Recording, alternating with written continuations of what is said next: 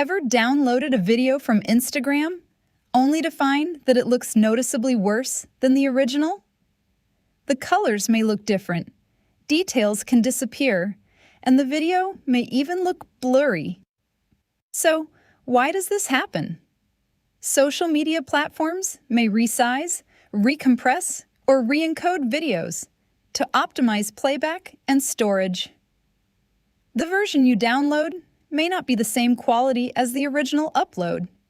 If you have access to the original file, the best solution is always to get that original file. But what if you don't? In that case, AI enhancement can give you a way to improve what you have. Here's a quick example using TotalMedia. Head over to Video Enhance. Upload the downloaded clip.